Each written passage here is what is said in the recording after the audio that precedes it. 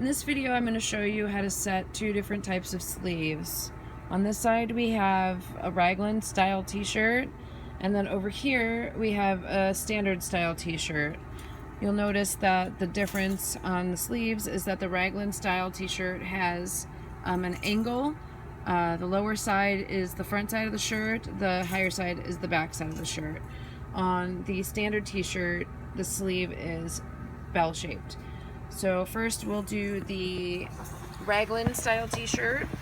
What you're going to do is take the front piece and flip over the sleeve so that you have right side to right side.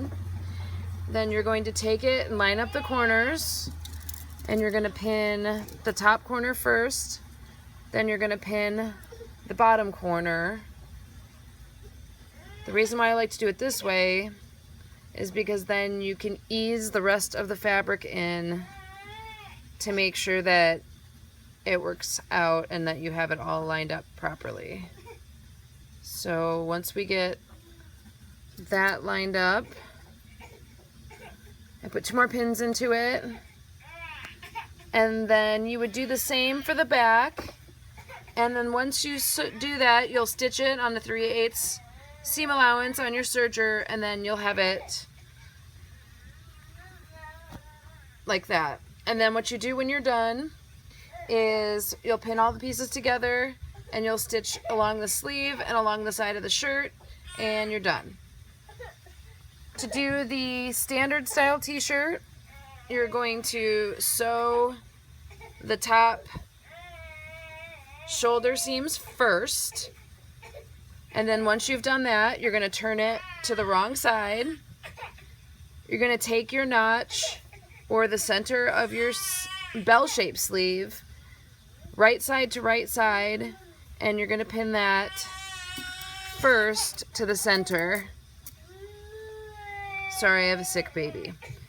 So then once you pin the center, then you're going to go and you're going to move along the curve, and you're going to pin down. Remember, it's right side to right side. And I know it's kind of weird because it's shaped funny, but trust me, it works. So 2 more pins on this side. And I'm stretching it a little bit because when you sew it, you're going to want to stretch it just a teeny bit when you sew it, because the sleeve is probably going to be just a little teeny bit longer, and you're going to need to ease it in on your machine. If you find that your pieces aren't lining up properly when they're pinned together, then just take the pins out and reset it, and everything should be nice and even. Once you get everything pinned, you're going to take it over to your machine and you're just going to sew it. You got to be careful when you're sewing with a serger and pins that you don't forget to take the pins out, because it can be a nice big mess if you hit a pin on your serger. So we have the whole sleeve pinned down, right side to right side, just like so. And then I'm going to take it over and stitch. Let's see if I can.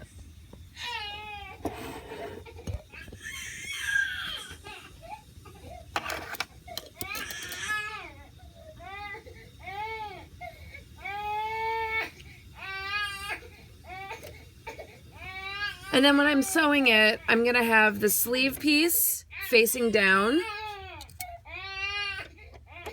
And the reason for this is just that it's a more manageable piece. It's less movable.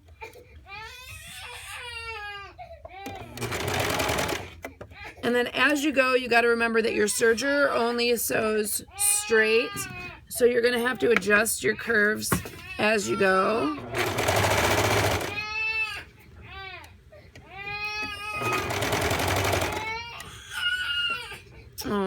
little buddy. And so as you go along, you're going to make sure that you're keeping everything straight on your machine just by adjusting and feeding everything through the machine straight. I can show you this if this is hard to understand in a different video.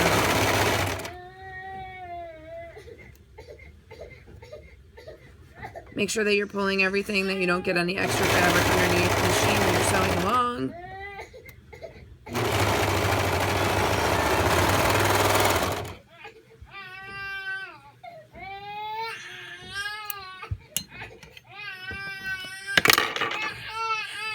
And here's the seam.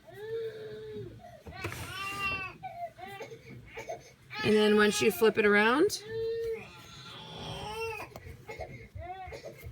you have a nicely set sleeve seam. You see that? And then what you're going to do here is you're going to pin along the bottom of your sleeve and then down the side of the shirt, and you're going to stitch that and your shirt's done.